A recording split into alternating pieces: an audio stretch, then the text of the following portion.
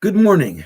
So, in the short piece that we saw earlier this week, the Otzros Chaim had mentioned that initially all of existence was an or pashut, a simple light, which is called the or Ein Sof.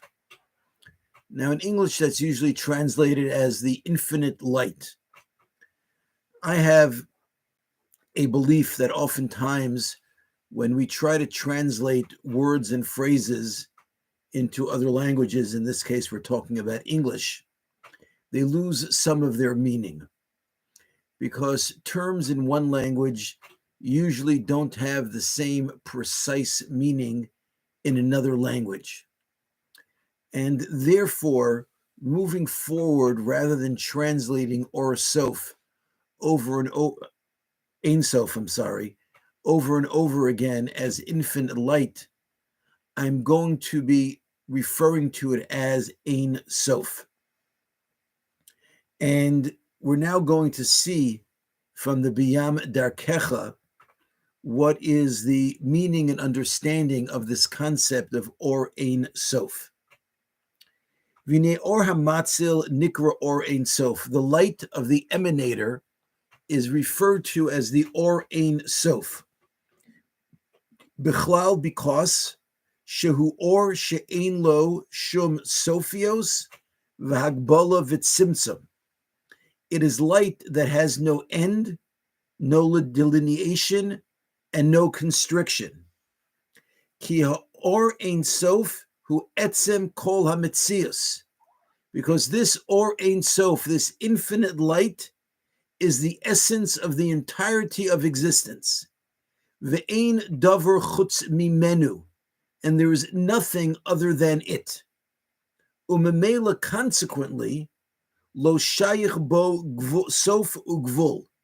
The concepts of end and delineation do not apply to the Or Ein Sof. And in a footnote, he elaborates. Harav mechane es ha'or b'toar or pashut. The Rav Chaim Vital refers to this light as the simple light. V'hainu or she'eno murkav mikama kochos, meaning it is light that is not made up of various forces to form the light, but rather it is a singular, simple force. As he goes on to explain, it is not a compound force. Kine kol nivraim heim murkavim, because everything in creation is a compound. Dahainu shem asuyim mikama kochos v'sharashim, meaning that they are formed of a number of powers and roots. V'nei kol davar shehu murkav, but anything which is a compound, ein lo mitzias atzmis, does not have its own existence. Dahainu shehu mitzad atzmo eno kayim, in and of itself it does not exist. Ki kivon shekol mitziuso, hi rak totza'a shel hischabros kama kochos yachdav, since its entire existence is the result of various forces combining together, memeluhu mitzad atzmo ein lo mitzius. So therefore, this particular force, which is made up of a number of combined forces, does not have its own independent existence.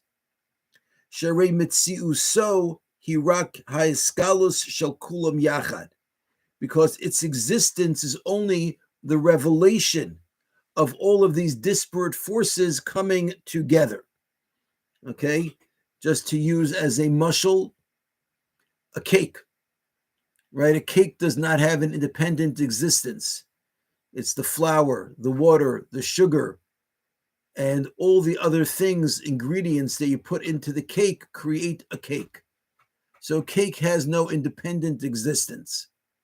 It's all dependent on the existence of various other things which come together to create a cake. So the Or Ein Sof is not like that. It is not a force that is a combination of various other forces. It needs nothing else to exist. it is the Or Ein Sof in and of itself. V'zeh shekosov harav she'or Ein Sof hu or pashut. That's what the Arizal means, that the Or Ein Sof is a simple light. Ki Or Ein Sof hu or she'enu murkav mikama kochos chas v'sholom. The Or Ein Sof is light, and again, he's going to explain later on, we don't literally mean light, but he will discuss later why we use light as the metaphor for this power. It is not made up of various forces. Elu etzem ha'metzias atzmo, it is the essence of existence itself. Hu hakoach atzmo, it is power itself. V'hinei, harav mishtamesh b'mila pashut. When Rav Chaim Vital uses this word pashut, simple, shepirusha davar echad bilti murkav, it means something which is not a compound. Ki zeh mora al kach she'ein bo shum gvul v'sophius, because the concept of pashut and the fact that it is not a compound indicates at the same time that it has no delineation and it has no end, and I'll explain why. Ki chol inyan hagvul v'atzimtzum novea mikach sheyesh od mishahu.